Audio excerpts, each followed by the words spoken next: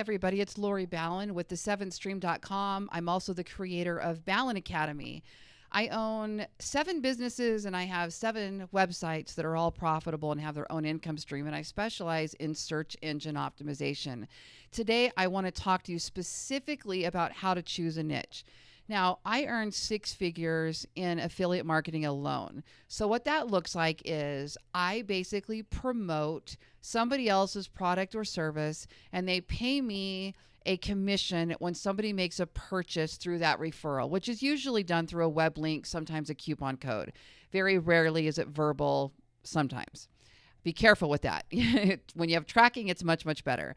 My specialty happens to be software. So I teach and train small businesses how to generate more traffic and sales through their websites. And when people use the software that I use and I talk about and I teach and they buy it, then I earn affiliate income. Now, as of late, I've gotten into building some niche websites, and I'm doing a lot with Amazon, and I have hundreds of other affiliate partners now for products. Not just software, although software is still my favorite. And let me just share with you the reason why software is my favorite is because it's recurring. So if somebody subscribes for the IDX that I suggest, or the email autoresponder that I suggest, or the social media tool that I suggest, and they're paying month over month, whether it's $20 or $100, or they're paying an annual subscription fee, every time that renews, I get a percentage. And for me, that's typically 20 to 45% of that monthly subscription. So obviously it's incredible for me. Now, I've recently started a coaching group, the 7th Stream Coaching, and I'm noticing that everybody's getting stuck on choosing a niche. So I'm really covering a lot of video and ideas and webinars and tutorials on how to choose a niche because, yes, it's very, very important. Now, I just started a brand new niche website. And I'll show this to you. This is my first one that I know nothing about. I know nothing about the topic. All of my other websites, my real estate website is about real estate. I happen to be a real estate agent as well. I have a real estate team. Las Vegas. I love hyper-local niches, and I live in Las Vegas, so that's easy for me. I have a midlife lifestyle blog, midlifemonarch.com. That's my life, right? So that's easy to talk about. The 7th Stream is all about affiliate marketing, and I'm doing that every day. So that's easy to blog about. I have LoriBallen.com, which is my general training website, YouTube videos, social media, that type of thing. Very easy for me to talk about, right? I've got my Ballen Academy, which is where my course is. So those are all kind of like, I do all those things regularly. So creating content for those is a no-brainer. Now, the one that has become a little bit challenging for me is ketodays.com. And that's because I started that website when I lost 50 pounds on the keto diet. I lost 50 pounds in 6 months. I got certified as a keto coach, and I launched this program. It was great for a year. I had 100 clients in my coaching program at $99 a month. Added 10K basically a month to my bottom line. But then it started getting a lot more intricate, and I had to bring in help. And of course, so then I'm paying out thousands of dollars in employees, and it started becoming a little bit more frustrating for me. Anyway, that was a sidebar there. The website I wanted to keep going, ketodays.com. And this website quickly started climbing up on the search engines. And I started selling affiliate products and services really pretty quickly, besides my own courses and my own coaching program. Now, I put a lot of content on here to start off with because I was building a course. So it was easy for me to kind of look at this and say, okay, what do people need to know when they're getting on the keto diet? What do you eat? What are recipes? What is MCT oil? Why do I want to take collagen or any other kind of supplements? How fast am I going to lose weight? Is it dangerous? How do I measure for ketones? All of the kind of standards. And again, I was living it. So it was easy for me to create. Now, a year later, I'm not nearly as passionate about the topic as a lifestyle topic. While I may still eat keto, I'm not a big cook. I don't love making keto recipes and talking about them. I'm not that girl. So it's gotten a little stale for me. So now I actually have to force myself to go over to the keto website and put something on that website to keep it going. So what's going to happen with this website is it'll either die off, which would be sad because it's a trending topic. It's super popular. It's generating income. It would be silly of me to let this website go. It would really be not smart. So what I'm going to have to do is probably hire some writers to write about keto on a regular basis on here. Or I'm going to have to find just the right way to add to this myself. And one way might be to do these 20-minute talks, 20-minute podcasts, and transcribe them, turn them into a blog. Or one way might be just to add a recipe every single day and keep this baby pumping through Pinterest. That's another great option. But I'm probably not going to talk about keto every day. I'm not going to jump on video and talk about keto every day. So that one has become a little bit harder for me.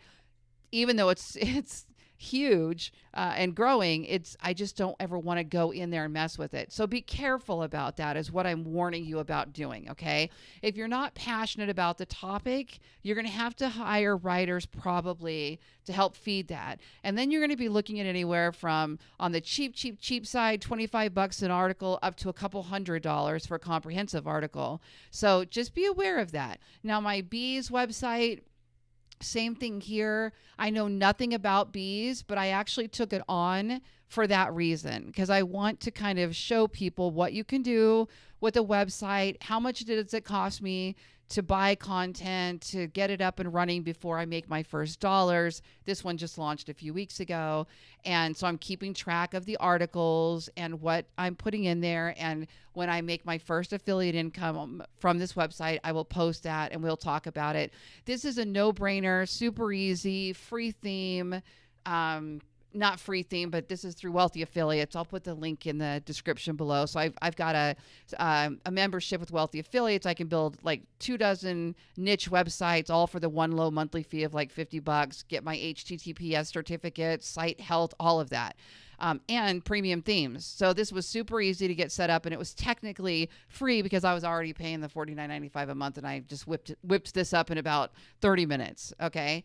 And as you can see where I'm putting in my affiliate links, that kind of thing. So you're welcome to go check that out, Ballen's Bees, if you kind of want to get an idea for what I'm doing. But today what I want to show you is something more about choosing a niche. Choosing a niche is really causing people to not move forward with their websites and with their affiliate marketing. And I think that's a shame. So what I want to show you today, and I've done several videos on this, but I like to show you lots of examples so that you can gain the concepts, okay? We're going to go over to Google. Now, I have super fancy, expensive tools, keyword tools and things like that. But I will tell you that Google has some free options that make it really easy to get started and to gain some insight as to where you might go. Now, if you just start typing into Google anything you want, Google will start suggesting what people are searching for. Okay. So this morning I happened to be I was thinking about this, what I wanted to use as an example. And I looked over at my fireplace and I said, all right, let's just use the word fireplace. Okay. Now, as you can see, as I start typing in the letters F, immediately Google starts pulling up popular searches related to the letter F. So these are going to be like the most popular searches recently on Facebook. Now, on Google. Now look at the first one, Facebook. You actually could build an entire website around using Facebook. Now, to rank for the term Facebook specifically is going to be nearly impossible, not impossible. Nothing's impossible, but nearly impossible. But you can drill down. I have on my LoriBallen.com website, which is my training website where I teach people how to generate traffic basically to their website through all ways, video, search engine, social media, Pinterest, that kind of thing. My number one traffic earner is related to Facebook, and it's how to search posts on Facebook. So I made a quick tutorial video and a tutorial blog on how you can search Facebook to find a post that your friend made or a post that you made. And I don't know why. I just decided one day that would be a good tutorial. I didn't actually use any keyword tools or anything, but it went straight to number one. And I have many terms now related to that particular blog post. driving in the largest amount of traffic to my website from my search engine rankings. Okay, so I didn't even think about that. So if I were targeting Facebook, I'm not going to get anywhere. But I'm targeting how to search posts on Facebook. I go straight to number one because it doesn't even have a high amount of traffic recorded, but there's a lot of variations around that term that do have traffic. And so I'm getting a lot from that. And so that's a good example of drilling down. Facebook, head term, popular, super competitive niche, going to be hard to rank for. But writing an article, creating a website on how to use Facebook, and each one of these little things is going to be specific. Yesterday, I did one on how to add a 3D photo to Facebook. These are so basic. If you have any skill set related to how to use technology, how to use your cell phone, how to use a camera, oh my goodness, you make these training videos and that's what people are searching for on the web. They're looking how to do things, how to use things, how to find things, right? So watch now as I start doing Fireplace. We'll use Fireplace as an example today. Okay. Now, these little terms that are showing up here next to the words, these are being populated from a tool called Keywords Everywhere, which is a free Google Chrome extension. Don't put a lot of weight into the factual amount of number searches. Use it as kind of an idea. You can assume 165,000 per month reported term is going to be a very, very competitive, high searched term that's going to be hard to rank for. Okay. We're looking to start off with things that are more like a couple hundred monthly searches and work our way up from there. Why? Because we want a lower barrier of entry. We want to get on the search engines fast. I happened to hit something when I created that post about searching posts on Facebook. Nobody else was writing comprehensive articles or creating videos, or very few people, not nobody, but very few people. So because Google already deemed me as an authority in marketing, I was able to rank much, much faster. And that's what will happen with you is once your website has authority, once Google understands who you are as an author and what your website is about, when you do create an article that's not as competitive, it can rank in minutes, an hour, same day, next day, but it'll show up rather quickly. Okay. So I don't want to just start with the term Fireplace. So I kind of look down at this and I go, oh, wait a minute.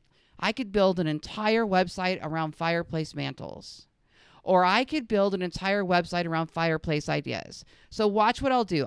That's my top level, right? That's the top level competitive head term that I'm thinking about, fireplace ideas. So I go out and I register a website called fireplaceideas.com. I'm passionate about fireplaces. I love fireplaces. I can talk about fireplaces for days. I'm going to build a website all around fireplaces, right? Or I'm disciplined enough to spend an hour or two every day writing about fireplaces and doing the research myself and writing about it. Okay. So the odds that I'm going to rank for fireplace ideas are very, very slim. With 12,000 monthly searches, it's super competitive. If we look over here to the right where this says competition 1, basically that's on a scale of 0 to 1, like it would be from 0 to 100, if you can imagine 1 being 100. They're broken down into scores like 0.01, 0.02, 0.45, point whatever. Well, the lower that point is, the lower the competition is as far as paid ads. This is not organic. There's other tools for organic. This is for paid ads. So what that tells me is at a 1, that's the highest level competition. It's going to be incredibly hard if I were to go out and spend any money to get much traffic for fireplace ideas, even though the cost per click average doesn't seem very high here. It's super competitive. A lot of people are bidding on it. So I'm going to have all of those, comparing quality scores and whatnot and trying to outrank the other people for Google ad terms. And as we know, Google ads as a general rule are the lowest percentage of click-throughs on Google anyway. So I'd rather rank organically. But I can assume that if it's got a high competition of ad spend, it's probably also got a high competition of organic, but now I would go over to my keyword tools and look that up if I really wanted to know. Okay.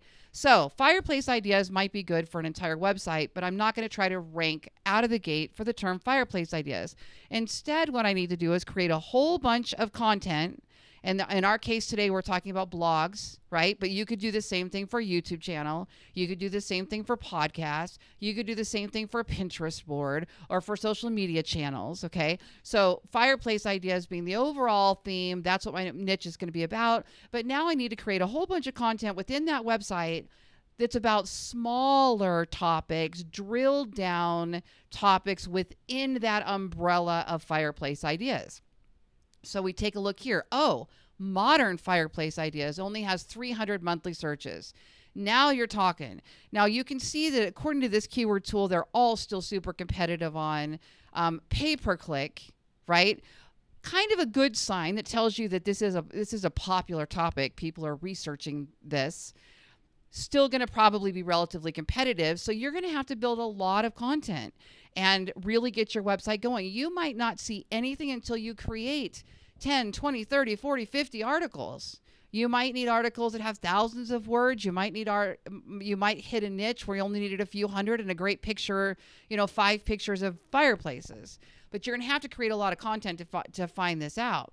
So you could do a blog post that's all about modern fireplaces. You could do a blog post that's all about fireplace ideas without fire.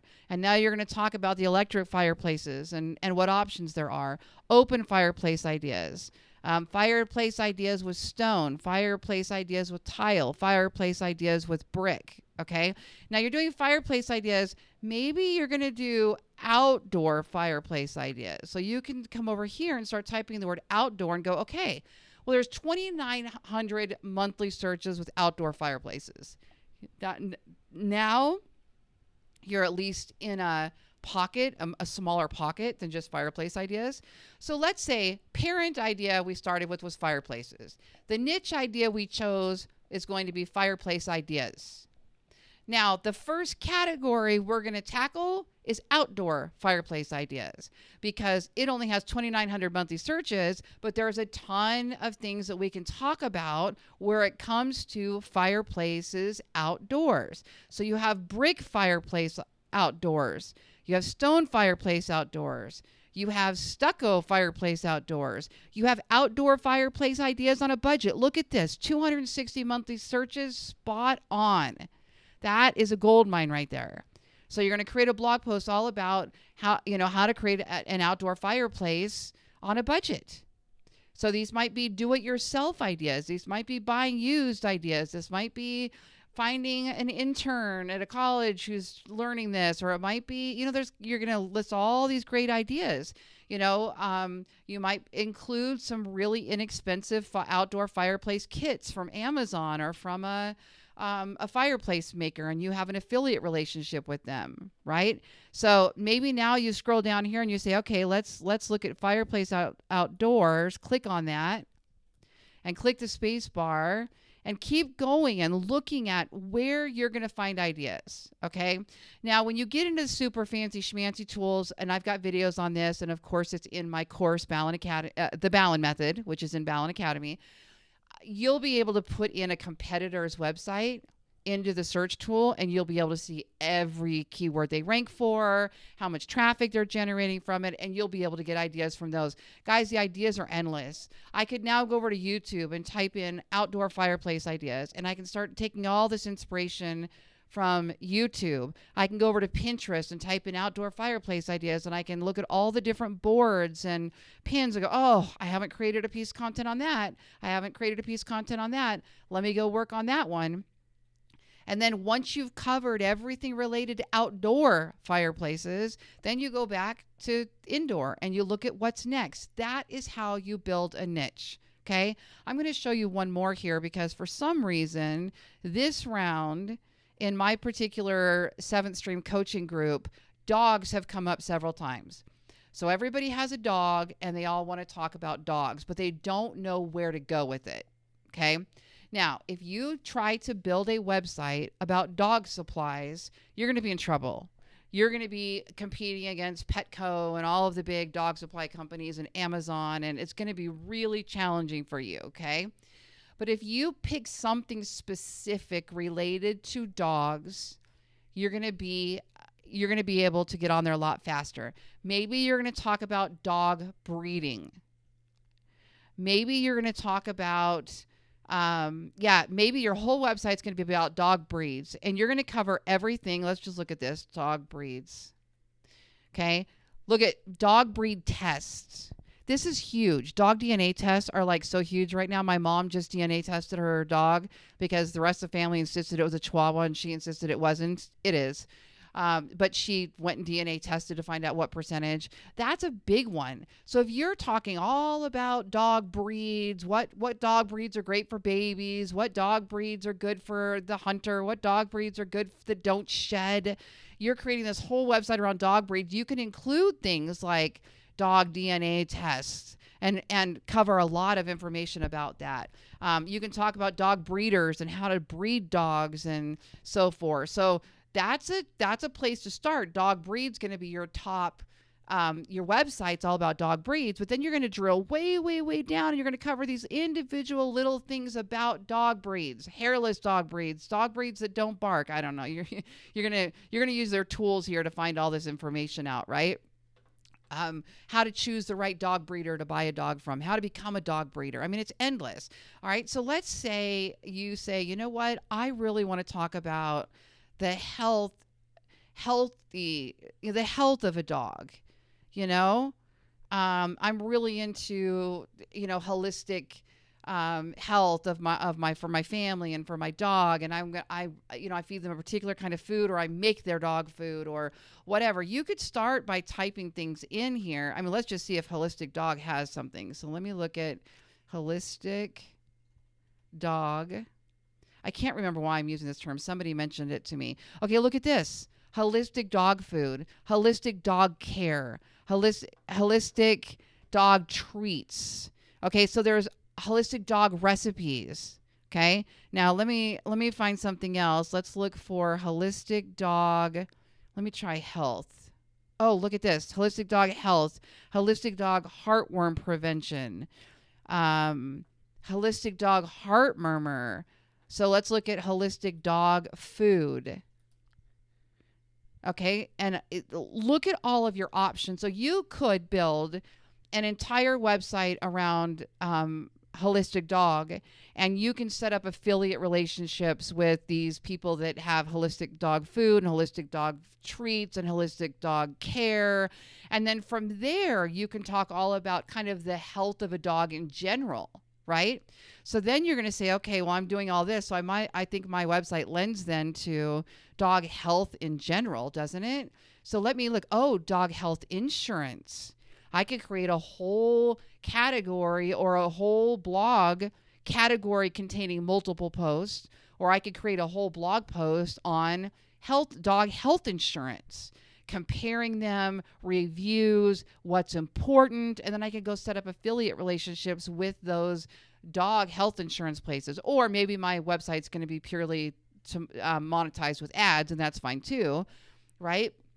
Dog health certificate, dog health testing. Oh, let's look at dog health testing. So I know nothing about dogs. I don't have a dog, but look at how quick I could create this, because I know how to do the research. So then you have dog health testing costs, French bulldog health testing, English bulldog health testing. I mean, oh my gosh, this is endless, right?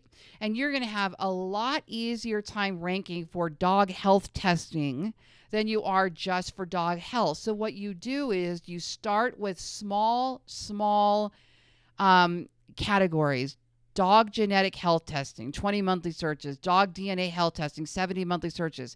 See, now those are going to be on the same blog post where you're talking about dog DNA or dog genetics, dog pedigrees, whatever, and you'll rank for multiple terms like this through that one blog post. You don't need to create one blog post for dog DNA health testing just to title it that, and then create another one for dog genetic health testing when that's really the same thing. Right? DNA and genetics would be the same thing. So you're going to create one blog post all about DNA testing and dog genetics and how to find out what the dog's made of and comparing the different DNA tests. That's where you start, and you work your way up to the more popular terms related to dog health. Yesterday, I was looking up niche ideas for my new beekeeping niche website, and I found what to do if your dog gets stung by a bee. And I never would even thought to write that article. But there you go. So if you look up dog sting by wasp, dog sting on paw. Now maybe we want to get specific. Dog bee sting. Oh, look at this. Dog bee sting in the mouth. Bee sting in the paw. Dog bee sting. That's like a tongue twister. Benadryl, treatment, reaction, eye. So when I sit down and write this article all about what to do if your dog gets stung by a bee, I'm going to include all of this. What if your dog gets stung in the mouth? What if it gets stung in the paw? Is it the same treatment? Can a dog take Benadryl? What's the treatment for a bee sting? What can I expect as far as a reaction from my dog? How will it react when it's been stung by a bee? What do I need to watch for if it might be allergic, right? And this is how you're going to create that blog post. And you guys, I'm doing this all for free. All of this research. What if my dog's allergic to the bee sting? All of this is just being populated from Google Suggest right here, which is free. And it's using what people actually search on Google. I mean, is there really a better research tool than that? Okay. And this right-hand side, you see the same thing here. This is all populated by keywords anywhere. Now, you can absolutely use a keyword tool like I do. SEMrush, Jaxie, SpyFu, I'll include some links for you. And I do think those tools have their place when you get more advanced. But when you're first starting out, all you need is this. And this people also ask box will give you question after question after question that you can use in your blog posts. Now, you never take somebody else's content. You always create your own. But you could go, this one here, how soon after a bee sting does, I don't even want to try and pronounce it, occur in dogs? That could be a question you include on your blog. And if you don't know the answer, go research it and then answer it in your own words. Go watch a video and then answer it in your own words. You can do that, right? Because you're the blogger. You're just going to research. So if you're a good researcher, then you can just go answer it. And your writing doesn't have to be fancy. It doesn't have to be all flowery and special words and adjectives. It just has to state the answers. You can be Wikipedia style and build a great website without having to be a fancy writer. You can go behind your work and use an app like Grammarly to check your spelling or check for passive voice or check for punctuation, as much as you want to get into all of that. Okay. But this doesn't have to be as hard as you think. Look here. How long does bee sting swelling last? Dog insect bite pictures. Dog stung by a wasp. There's so much that you can add to that one blog post. And now all of a sudden your website that's all about dog health has all this traffic coming in because of one blog post you wrote about how to take care of a dog that gets stung by a bee. And now you're off and running. So that's our goal. Create the smaller stuff, laser target down, create good quality content, quality meaning answer their question, cover the topic in depth. Make your website user-friendly, mobile responsive, easy to read, and you have a good chance of ranking on the search engines. Clearly, that's kind of just summarizing it for you. I teach all of this in the Ballen method at ballenacademy.com. Also on my affiliate marketing website, the7thstream.com.